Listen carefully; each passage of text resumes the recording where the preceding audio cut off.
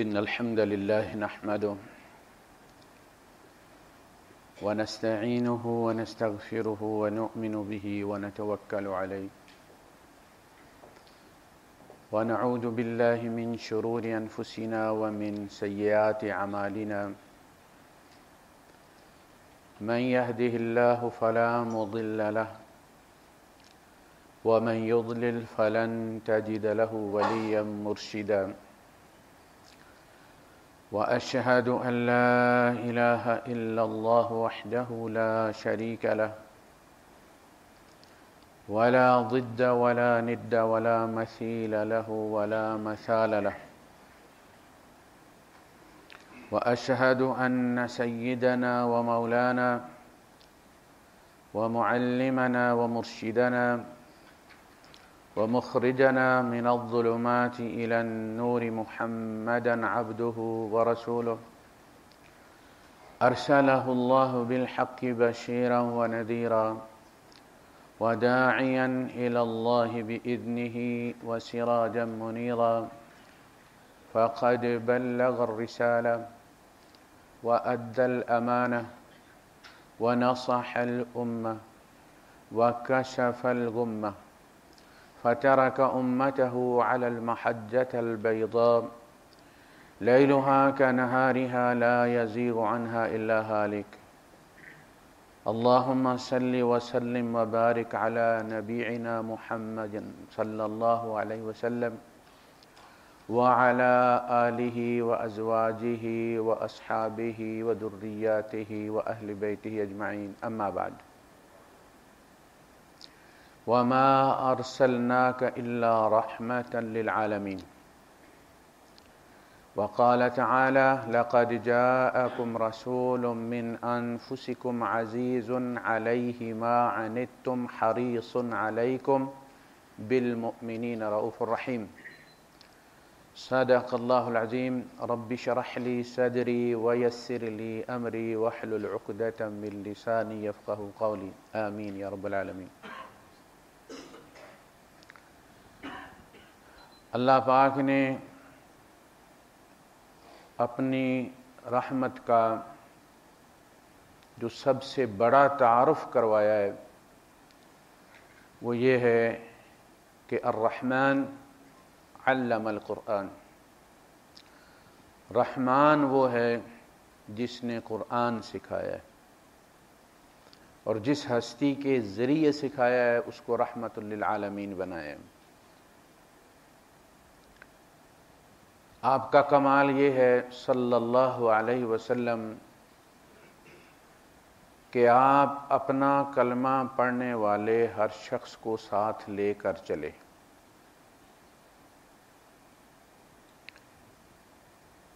موسیٰ علیہ السلام سے بھی یہی کہا گیا تھا وَاتَّبِعْ أَدْبَارَهُمْ، ان کے پیچھے چلو، اس کا مطلب یہ ہے کہ پوری امت کو ساتھ لے کر چلو۔ بنی اسرائیل کے بارے میں آپ کو معلوم ہے کہ ان میں سے کچھ لوگ خدا پر بھی ایمان نہیں رکھتے تھے، ان میں سے بہت سارے لوگ بت پرست بھی تھے۔ فرعون میں کی قوم میں گائے کی پوجا کی جاتی تھی اور یہ چونکہ صدیوں سے ان میں رہتے تھے انہیں بھی اس کی پوجا کی عادت تھی، مقدس سمجھتے تھے اس کو، اسی لیے ان کا امتحان یہ طے پایا کہ گائے ذبح کرو۔ اب وہ آئیں بائیں شائیں اس لیے کر رہے تھے کہ گائے ذبح کرنے سے بچ جائیں، ان کے ہاتھوں سے یہ گناہ نہ ہو جائے، قسم قسم کے سوال کر رہے تھے تاکہ اللہ عاجز آ جائے اور کہو چھوڑو رہنے دے۔ ماں باپ بچے کو کام بتائیں نا، وہ پلٹ کے دو چار سوال کے وہ کہتے ہیں رہن دے یار میں آپ ہی اٹھ کے کر لینا۔ ماہیا گائیاں تو بڑیاں گائیاں نے جی، کیڑی گاں؟ کہا کہ وہ نہ زیادہ بوڑھی ہے نہ بچی ہے، درمیانی عمر کی ہے۔ ما لونہا، یہ تو اس قسم کی تو بہت ساری گائیاں، اس کا رنگ کیا ہے؟ کہا کہ رنگ اس کا پیلا ہے۔ فاقع لونھا تسر الناظرین، وہ دیکھنے والوں کو اچھا لگتا ہے، کھینچتا ہے، اٹریکٹ کرتا ہے۔ پھر کہنے لگے قالوا ادع لنا ربک یبین لنا ما ہی ان البقرۃ تشابہ علینا، اپنے رب سے پوچھ کہ یہ کیسی گائے ہے، ہمارے اوپر تو گائے گڈ مڈ ہو گئی ہے، مکس اپ ہو گئی ہے، بہت ساری گائیاں ایسی ہیں۔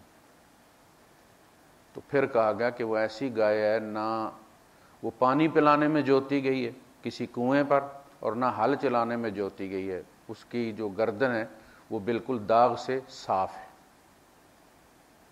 ان کی سارے سوال کرنے کا مقصد یہ تھا کہ گائے ذبح کرنے سے جان چھوٹ جائے ہماری، یہ گناہ ہم سے نہ ہو۔ ان میں سے بہت سارے موسیٰ علیہ السلام کے رسالت کے بھی منکر تھے، یہ مانتے تھے کہ یہ ہمارا قومی لیڈر ہے، سیاسی لیڈر مانتے تھے، نبی نہیں مانتے تھے۔ لن نؤمن لک، ہم تجھ پر ایمان نہیں لائیں گے کہ تو اللہ کا رسول ہے،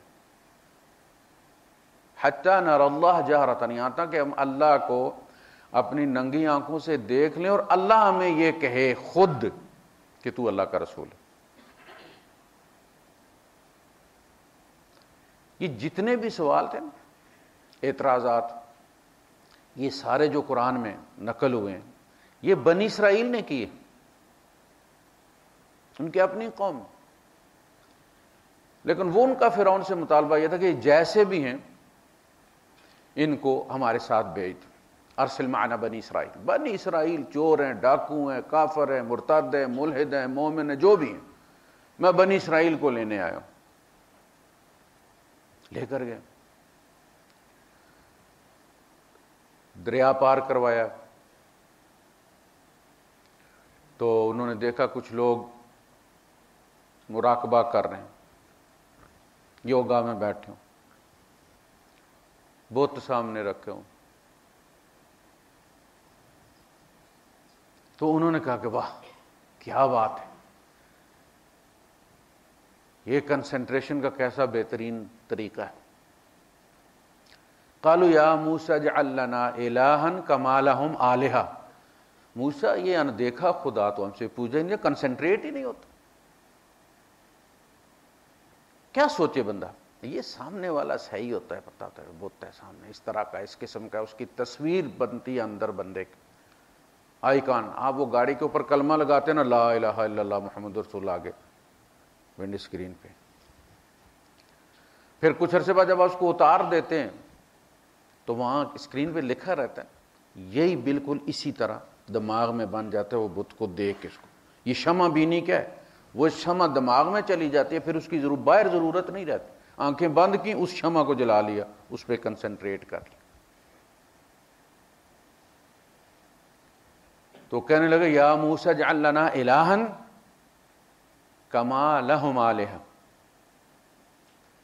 ہمیں بھی خدا بنا دے جس طرح ان کے خدا ہیں، مانا ذرا بڑا بنا دینا، قیمتی والا بنا دینا، خوبصورت بنا دینا۔ قال انکم قوم تجہلون، تم جاہل قوم، ابھی خدا نے تمہیں فرعون سے بچا کے دریا پار کروایا، تمہارے لیے دریا پھاڑ دیا اس نے۔ اس پہ تورات میں نازل ہوا کہ بنی اسرائیل تو وہ عورت ہے جس نے پہلی رات اپنے شوہر سے بے وفائی کی ہے، میں نے تمہیں دریا پار کروایا، ابھی اس کی مٹی تمہارے پیروں سے نہیں جڑی تھی اور تم نے کہا کہ ہمیں الہ بنا دے کوئی اور۔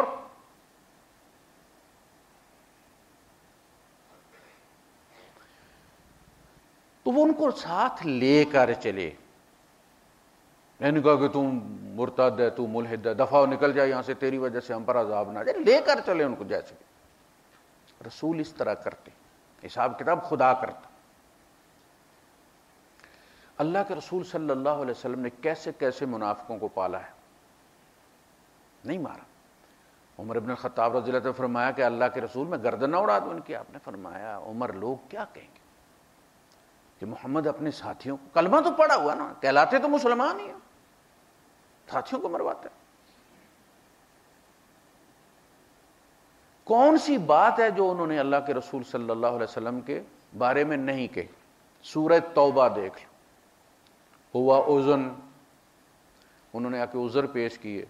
حضور کو پتہ تھا یہ جان چھڑانا چاہتے ہیں، یہ جھوٹے عذر ہیں، لیکن اللہ کے رسول صلی اللہ علیہ وسلم کے اندر مروت تھی. آپ کہتے اچھا ٹھیک ہے مت جاؤ. یہاں تک کہ اللہ پاک نے فرمایا عفا اللہ عنک لما اذنت لہ، اللہ آپ کو معاف کرے، آپ ان کو کیوں چھوڑ دیتے ہیں؟ یہ غزوہ، اللہ کو تو پتا تھا نا جنگ نہیں ہونی تبوک والی. اللہ فرما رہا ہے یہ سفر میں کروائی اس لیے رہا تھا کہ مسلمان اور منافق الگ ہو جائیں، جس طرح مشرکین مکہ اور اہل کتاب الگ الگ ہیں.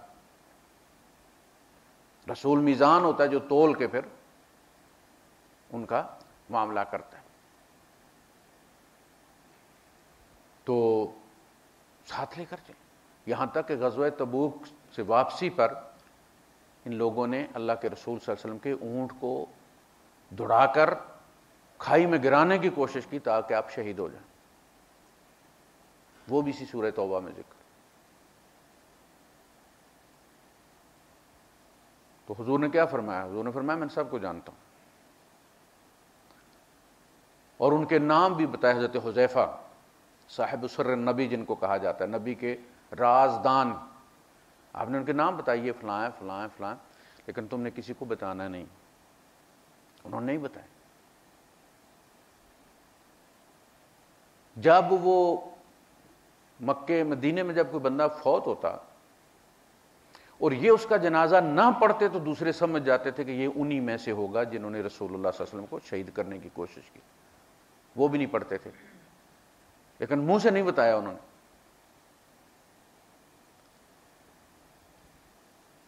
تو یہ طریقہ ہے اس امت کا. یہ امت نبی کو بڑی عزیز ہوتی ہے چونکہ ان کی کمائی ہوتی ہے نا، ان کی محنت لگی ہوتی.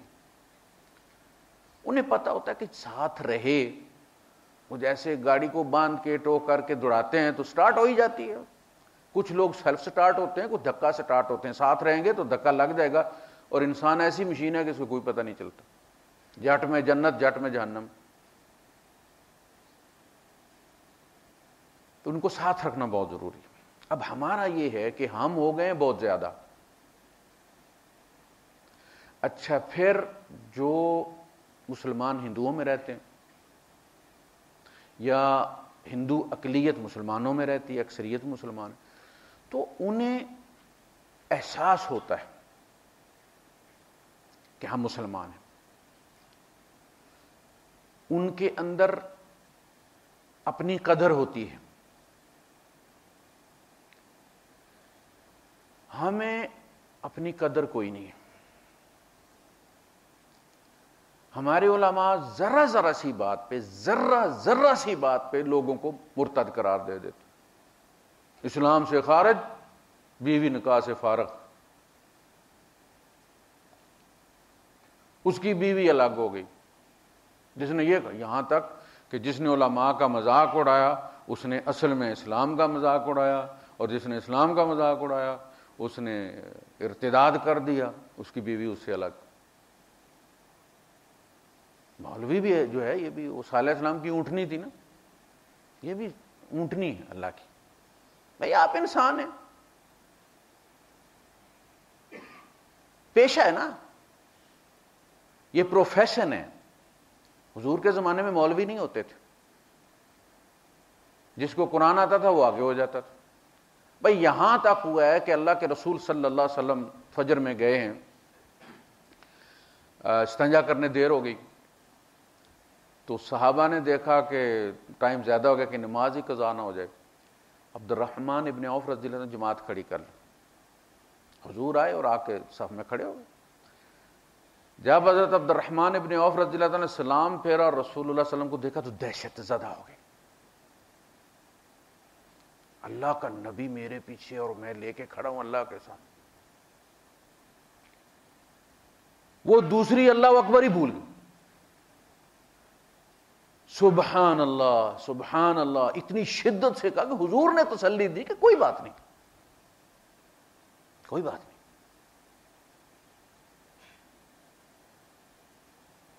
تو اس زمانے میں مولوی نہیں ہوتے تھے.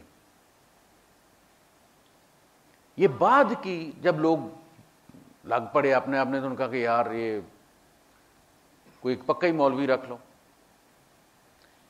یہ کس چیز کی نشانی ہے کہ جب بندوں نے اپنے دوسرے بھائیوں کے بارے میں بدگمانی کی کہ اس کے پیچھے نماز نہیں ہوتی، اس کے پیچھے نماز نہیں ہوتی، اس کے پیچھے نماز، جب یہ بدگمانی کی نا تو انہوں نے کہا کہ کوئی ذرا گورا چٹا، نورانی شکل والا، نور جان کی آواز والا، وہ بندہ جو ہے وہ ذرا سر اچھی لگائے.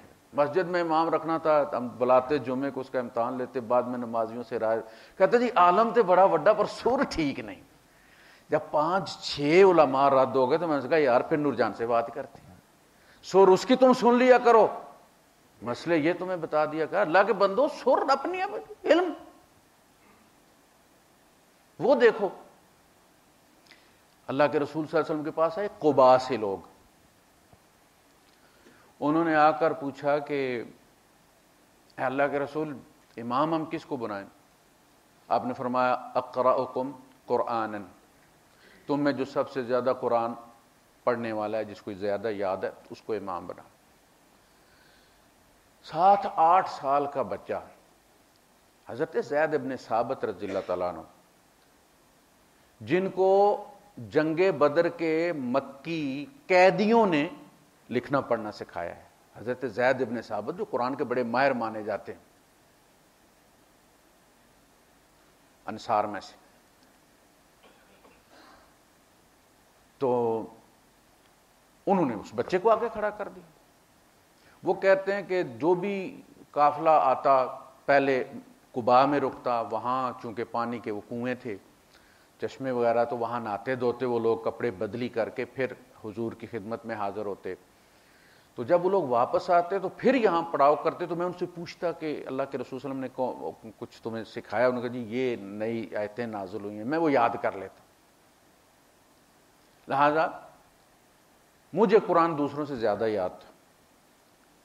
ایک قمیض میں وہ نماز پڑھاتے تھے. حضور کے زمانے میں قمیض لمبی ہوتی تھی، یہ والا کندورا نہیں ہوتا تھا بھائی صاحب. اس کندورے سے تو فٹ پاتھ نہیں کراس ہوتی، گھوڑے پہ نہیں بیٹھا جاتا. جہاد ہوتا ہے اس کندورے میں.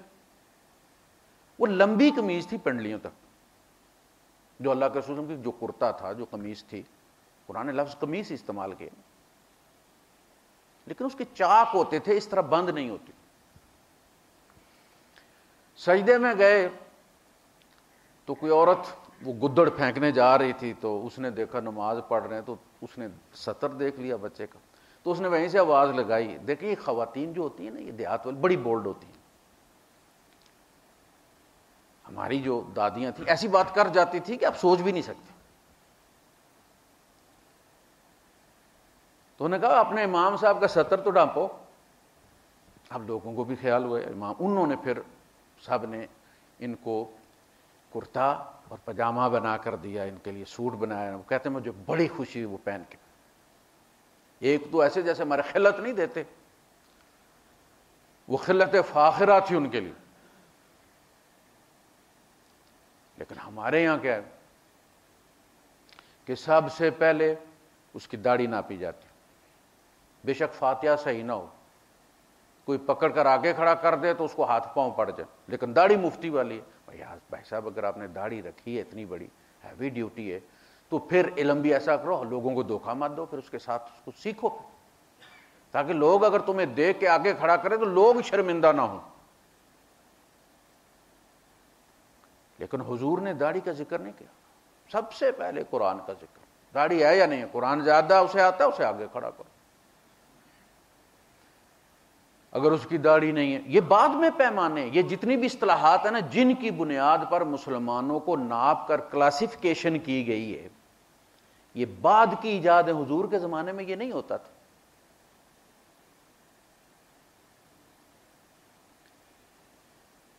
کا منافقوں کو کہا گیا ان المنافقین هم الفاسقون.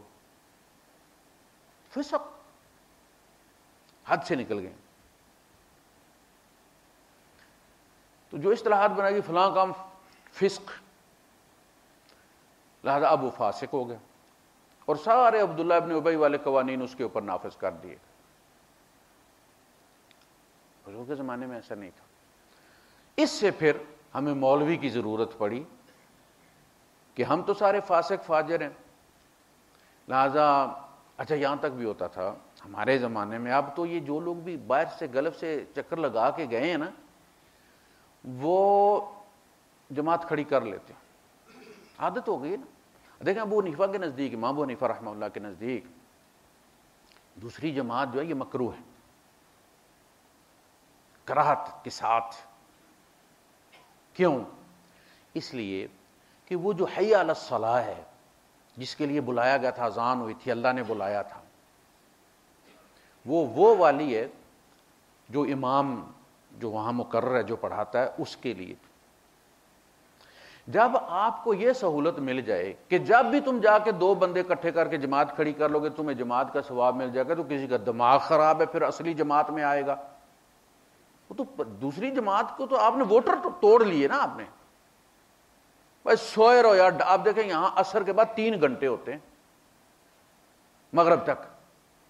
کون 3:30 بجے 3:45 بجے اٹھے گا بھائی نماز کے لیے؟ سویا رہے گا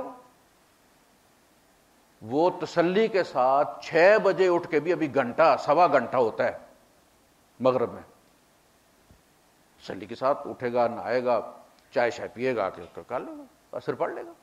بندہ کوئی نہ کوئی سے مل جائے گا، دھکا دے کے آگے کر لیتے، چلو جی جماعت ہو گئی. یہ سراب ہے، یہ جماعت نہیں ہے. اصل جماعت وہی تھی جس میں تمہیں بلایا گیا تھا، حی علی الصلاۃ. عذر ہے تو الگ بات. جو اسٹیشن کی ہوتی ہیں، ایئرپورٹ کی ہوتی ہیں، بسوں کے اڈے کی مساجد ہوتی ہیں، وہاں مسافر آتے اور جاتے رہتے ہیں، وہاں یہ پابندی نہیں. لیکن محلے کی مسجد میں اس طرح اوپن لوگوں کو چھوڑ دینا کہ جب تم اٹھو 2 بندے اٹھ کے جماعت کرا لینا، وہ پہلی والی جماعت کی ٹانگیں کاٹنے والی بات ہے جس کے لیے بلایا گیا تھا حی علی الصلاۃ. تم بلائے پر نہیں آئے، اب اپنی ضرورت کو آئے ہو. تم ڈیرے میں نماز پڑھنے کی جگہ نہیں، مسجد میں مجبوراً آ گئے ہو. تم خدا کے بلائے پہ آتے تو اس وقت آتے. اصل یہ تصور ہے. حضور نے نہیں فرمایا، یہ نہیں کہا کہ بعد میں پڑھ لے گا. حضور نے فرمایا میرا دل یہ کرتا ہے کہ میں بلال سے کہوں کہ وہ اقامت کہے، اور اس کے بعد جو نئی مسجد میں آئے میں جاؤں اور ان کے گھروں کو آگ لگا دوں. لیکن میں عورتوں اور بچوں کی وجہ سے ایسا نہیں کرتا. یہ نہیں کہا کہ وہ جب اٹھیں گے آئیں گے پڑھ لیں گے 2 بندے ملا کے. ایک واقعہ ملتا ہے کہ ایک بندہ آیا مسافر، تو اللہ کے رسول صلی اللہ علیہ وسلم نے کسی کہا کہ بھائی کوئی اپنے بھائی کو صدقہ دے دو، یعنی اس کے ساتھ مل کے جماعت بنا دو. لیکن اس کے بعد کوئی واقعہ نہیں ملتا کہ صحابہ نے مسجد نبوی میں دوسری جماعت کروائی ہو کبھی. عبداللہ ابن مسعود رضی اللہ تعالیٰ عنہ فرماتے ہیں میں جماعت سے لیٹ ہو جاؤں تو میں چھپ جاتا تھا کسی کونے میں کہ نمازی نکل جائیں تو میں مسجد میں جاؤں. شرمندہ ہوتے تھے کہ رہ گیا ہوں پیچھے. اب بڑی ڈٹائی کے ساتھ آ کے ہو جاتا ہے سارا. تو ایک عرف جس کو کہتے ہیں نا، رواج ہو گیا، لوگ اس کے عادی ہو گئے. لیکن ہمارے زمانے میں یہ ہوتا تھا کہ مولوی صاحب لیٹ ہو جائے نا تو لوگ کیا کہتے بھائی آج مولویوں کو نہیں آنی، اپنی اپنی پڑھ لو. ایسے ہی تھا نا. یعنی ایک دوسرے کے پیچھے ہماری نہیں ہوتی کہ ہم سارے ہی منافق ہیں بھائی، ہم سارے ہی فاسق ہیں بھائی، ہم فلانا ہی ایسے ہیں بھائی. وہ ایک بندہ ہم نے چنا، وہ بڑا صاف ستھرا تھا، اور پتہ نہیں وہ کتنا صاف ستھرا تھا، صرف داڑھی پوری دیکھی ہے ہم نے. ہمارے گاؤں میں میرے خیال میں 2 یا 3 بندے تھے جن کی داڑھی ہوتی تھی. 70s کی بات کر رہا ہوں. باقی سارے داڑھی مننے ہوتے تھے. صبح نائی کے گھر کے باہر وہ جو سیپی ہوتے تھے، لائن لگی ہوتی، بیٹھے سردی میں گڑ گڑ گڑ. اس نے سب کے ایک وہ چھوٹی سی کولی دے دی، جیسے ملباری نہیں دیتے وہ چٹنی، اس میں گرم پانی ہوتا تھا. داڑھی لوگ اتنی دیر کولی کرتے رہتے تھے جتنی دیر ان کا ٹر نہ تھا. اور جو کولی نہیں کرتا تھا اس کا وہ کر کر دوسرے گھر آواز جاتی تھی کہ کسی کی سروس ہو رہی. ہر بندہ داڑھی مننا ہوتا تھا. بوڑھا کوئی داڑھی رکھ لیتا تھا. ہمارے گاؤں میں 3 آدمی تھے ایسے جن کی داڑھی تھی، وہ بھی بڑی والی نہیں تھی، بس گزارے معافی تھی. لہذا وہ داڑھی والا پھر اس کو اس لیے ہم تنخواہ دیتے تھے داڑھی کی، اس نے داڑھی رکھی ہوئی ہے. اب تو رواج ہے ماشاءاللہ، جوان بچے کالجیٹ. لوگ کہتے ہیں نا کہ دین میں کمی آئی ہے، زوال آیا، ایسا نہیں ہے. دین میں الحمدللہ بڑھوتری ہوئی. ہمارے بچے داڑیاں رکھتے ہیں سچی، کالج بھرے ہوئے ہیں. آج کے بچے کا علم ہمارے زمانے کے مولوی سے زیادہ ہوتا ہے. مولوی سے 4 سوال کر لینا مولوی بے بس ہو جاتا ہے. یہ علامہ گوگل کے جو شاگرد ہیں اس نے تو مذہب سامنے لا کے رکھ دیا نا. لہذا ہم کوئی نہ کوئی فتویٰ لگا کے دوسرے کی ٹانگیں کھینچ لیتے ہیں. ایسا نہیں, یہ سارے نبی کے امتی ہیں. لیکن حضور کے زمانے میں وہ تو حضور کی موجود ہیں, اللہ کے رسول مدینے میں موجود ہیں, شراب پیتے.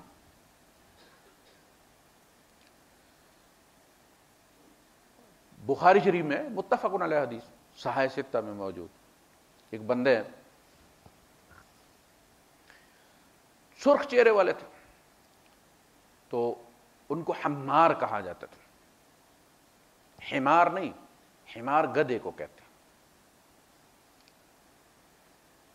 تو انہیں یہ لت تھی شراب کی.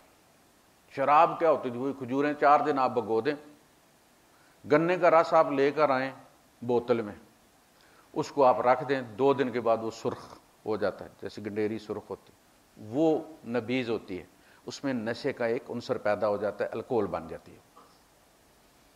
یہی ہوتا تھا ان کے گھروں میں بنے ہوئے, مشک میں رکھا ہوا ہے, 2 دن ٹھیک تھا, تیسرے چوتھے دن اس کے اندر فریج تو تھا نہیں کہ اس میں وہ رکھ, تو گرمی وہ جھٹ سے وہ بن جاتا تھا.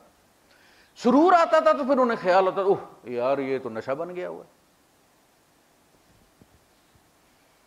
تو پکڑ کر لائے جاتے. حضور صحابہ سے کہتے ہو اس کی ذرا سروس کرو, اور جس کے پاس وہ پرنا ہوتا اس کو کول نہ بنا کے 2 ٹھوک دیتا, کوئی تپھڑ مار دیتا اس کو, بس اتنی ساری سزا ہوتی تھی. مقصد کیا تھا کہ اس کو تھوڑا سا خواری ہو, تھوڑی بےزتی ہو جائے ایسے, تاکہ شرم آئے سے. ایک دفعہ ان کو لایا جا رہا تھا تو انہیں ہوش آ گئی, تو حضرت حمزہ رضی اللہ تعالیٰ عنہ کر رہے تھے, نہا رہے تھے. انہوں نے جا کے, یا حضرت عباس تھے, انہوں نے جا کے ان کو پیچھے سے جپھی مار لی. وہ جو پکڑ کے وہ کھینچیں تو ساتھ میں حضرت حمزہ یا حضرت عباس بھی گھسٹتے چلے جائیں, تو وہ پھر انہوں نے ان کے احترام میں چھوڑ دیا ان کو. پھر جا کے رسول اللہ صلی اللہ علیہ وسلم کو بتایا کہ اللہ کے رسول ہم اس کو لے رہے ہیں, وہ نشے میں تھا. تو اس طرح اس نے کیا کہ ایک دم چھڑا کے, ہمیں تو توقع ہی نہیں تھی, چھڑا کے جا کے آپ کے چچا کو اس نے پکڑ لیا, اور چونکہ وہ بھی ساتھ میں گھسٹے جا رہے تھے تو ہم شرم کی وجہ سے چھوڑ آئے. تو حضور نے مسکرا کے چپ کر کے, مطلب ہے ہوش آ گئی تھی, مسکرا کے چپ کر گئے. یہ نہیں کہا کہ اچھا آپ بڑے دوسرے والے دوسری پارٹی ہم ترتیب دیتے ہیں, نیب والوں کی وہ جا کے پکڑ کے لے آئے. خاموش ہو کے مسکرا. عمر فاروق رضی اللہ عنہ کے پاس لایا جاتا تھا بندہ جس نے شراب پی, آپ سوٹی سے اب لکیر کھینچتے اور اس کو کہتے کہ اس پہ چل. اگر وہ چل لیتا تو کہتے جا موج کا. اگر وہ ڈگمگا جاتا درے مارو سے چل. ایک دفعہ یہی پکڑ کر لائے گئے, تو کولڑے شولنے مارنے کے بعد کسی نے کہا کہ اللہ پاک اس کو برباد کرے, یہ کتنی دفعہ اس کام میں لایا جاتا ہے, یعنی اسے شرم نہیں آتی کتنی دفعہ اس کی سروس ہوتی ہے. تو اس پہ اللہ کے رسول صلی اللہ علیہ وسلم نے فرمایا کہ اپنے بھائی کے مقابلے میں شیطان کی مدد مت کرو, اللہ کی قسم میں اسے اللہ اور رسول سے محبت کرنے والا پاتا ہوں. یعنی شیطان بھی یہ چاہتا کہ یہ برباد ہو جائے, اور تم بھی یہ کہہ رہے ہو کہ یہ برباد ہو جائے.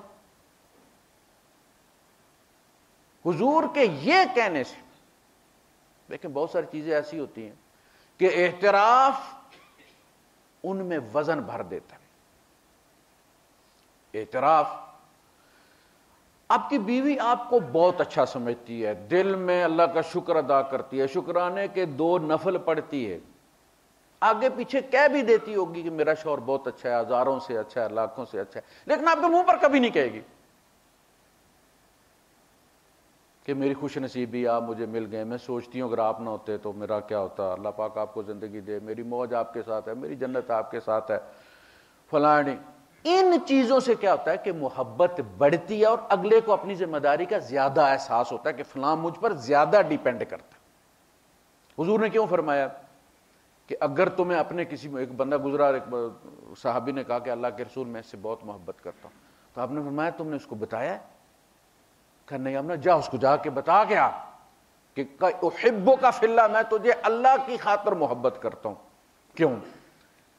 کہ اب وہ بندہ سوچے گا کہ میری کس عادت کی وجہ سے مجھ سے اللہ سے محبت کرتا ہے، اور میں اس کو محفوظ رکھوں، اس عادت کو کہیں کھو نہ جائے مجھ سے، وہ خوبی مجھ سے ضائع نہ ہو جائے، میرے اندر کوئی جوہر ہے جس کی وجہ سے لوگ مجھ سے محبت کرتے.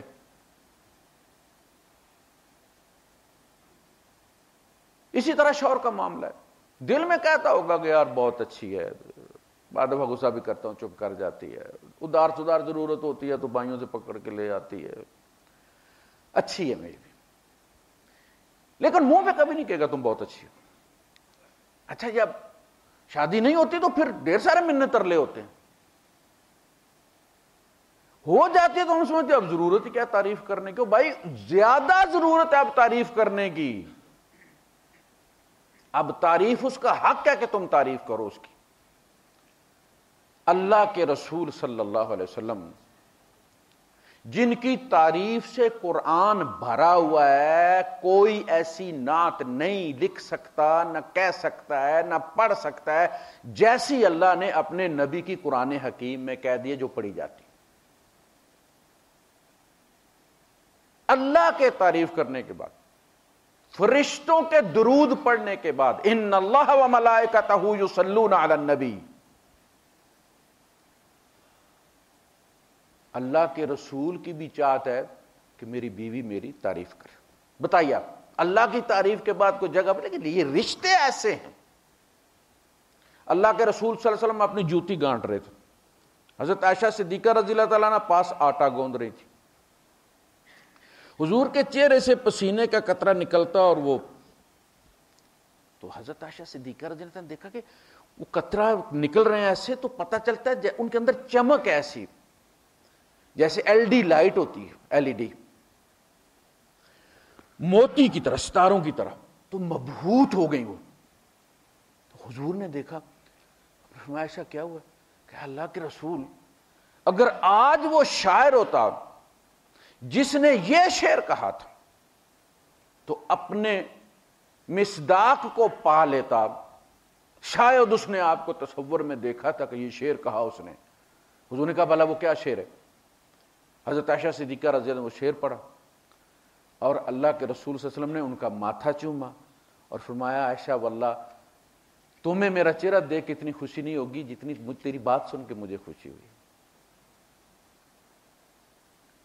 یہ چیز حضرت عائشہ صدیقہ رضی اللہ تعالیٰ عنہ بتاتی ہیں،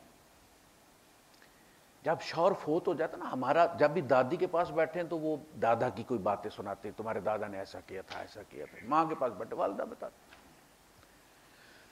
تو بتاتی ہیں کہ اللہ کے رسول صلی اللہ علیہ وسلم، میں جب پانی پیتی ہم آپس میں ناراض ہو جاتے. اب دیکھیں نبی سے ناراضگی، یہ میاں بیوی کی ناراضگی ہے، امتی اور رسول کی ناراضگی نہیں ہے. وہ کس چیز پہ ناراض ہو؟ آپ دوسری سے پیار زیادہ کرتے ہیں، آپ اس کے یہاں زیادہ بیٹھ کے آئے، یہ ٹائم اتنی دیر عصر اتنے وقت کی ہو گئی ہوئی، آپ ادھر بیٹھے ہوئے تھے، یہی ان کی ناراضگی ہوتی. پلاٹوں کی تو نہیں، اس کو بیریا میں لے کے دیا اور مجھے نہیں لے کر دیا، یہ تو رولا ہی نہیں تھا. تو ناراضگی ہوتی تو اللہ کے رسول سے ہم راضی کیسے کرتے؟ فرماتے ہیں کہ پانی میں پیتی تو تھوڑا بچتا ہوتا تو حضور میرے ہاتھ سے لے لیتے اور مجھے دکھا کر وہیں منہ رکھ کے پانی پیتے جہاں میں نے پانی پیا. آپ نے فرمایا عائشہ جب تم مجھ سے ناراض ہو مجھے پتہ لگ جاتا. کیسے؟ فرمایا جب تم مجھ سے ناراض ہوتی ہو تو تم قسم کھاتی ہو تو کہتی ہو رب ابراہیم کی قسم، لیکن جب تم مجھ سے راضی ہوتی ہو تو کہتی ہو رب محمد کی قسم. دیکھیں یہ ہے، یہ گھریلو زندگی ہے. جن لوگوں کو فیملی لائف کا تجربہ نہیں ہے نا، وہ بیوی رکھ بھی نہیں سکتے. رکھیں گے چھوڑ دیں گے، رکھیں گے چھوڑ دیں گے، رکھیں گے چھوڑ دیں گے، لفنڈر رہے ہیں. جن کی زندگیاں باہر ہم بھیج دیتے ہیں نا ہاسٹلز میں، یہ بربادی ہوتی ہے. اکیلا رہ رہ کے اس کو فیملی مینرز پتہ نہیں ہے، کہاں کمپرومائز کرنا ہے، کہاں چپ رہنا ہے، کہاں گزارا کرنا ہے، ایک جیسی ہوتی ہیں. تو فیملی لائف میں کمپرومائز، اگر آپ فیملی میں کمپرومائز نہیں کر سکتے تو آپ بین الاقوامی معاملات میں کمپرومائز کیا کریں گے؟ تو تعریف سے چیز میں بڑھوتری ہوتی ہے، تعلقات مضبوط ہوتے ہیں.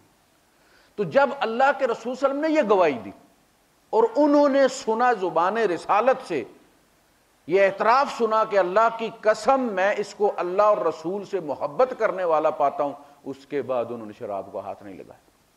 اتنا ناز ہے میرے رسول کو میری محبت پر کہ مجمع میں اعتراف فرما رہے ہیں. اور اب میں آپ کو شرمندہ کروں؟ نہیں ہوگا کہ حضور تو میرے پیار کی گواہی دیں اور میں شراب پی لوں، اب نہیں ہوگا. دے یہ ہوتی ہے تربیت. بچے میں کوئی عیب ہے؟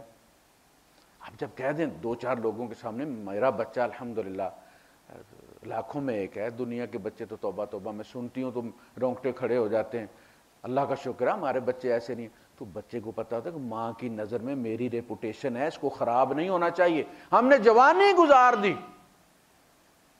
کسی لڑکی کو جاتے ہوئے آواز نہیں کسی، کوئی تانا نہیں دیا، کوئی رکا نہیں لکھا، کوئی کچھ نہیں کیا. کیوں؟ والد تو ہمارے ہوتے ہی یہاں تھے کہ ماں کو کوئی یہ نہ کہہ دے کہ آپ کے بیٹے نے یہ حرکت کی، ماں کے حیا کی وجہ سے. اور خدا کا حیا سب سے اعلیٰ. یوسف علیہ السلام نے یہ کہا تھا، قال معاذ اللہ انہ ربی احسن مثوائی. تو عرض کرنے کا مقصد یہ تھا کہ اللہ کے رسول صلی اللہ علیہ وسلم کے زمانے میں بھی یہ لوگ موجود جن کو خطا ہو جاتی تھی. کہا کہ اللہ کے رسول مجھے پاک کر دیں، میں بڑا گناہ کر بیٹھا. آپ نے تفصیل نہیں پوچھی، آپ نے پوچھا کہ تیرا گناہ زمین سے بڑا؟ نے کہا جی زمین سے بڑا ہے، آسمان سے بڑا ہے. اللہ کے رسول آسمان سے بھی بڑا ہے. آپ نے فرمایا اللہ کی رحمت سے بھی بڑا ہے؟ کہا نہیں. آپ نے فرمایا کوئی بات قل. اس کے بعد کہا کہ اللہم مغفرتک اوسع من ذنبی ورحمتک ارجى عندی من عملی.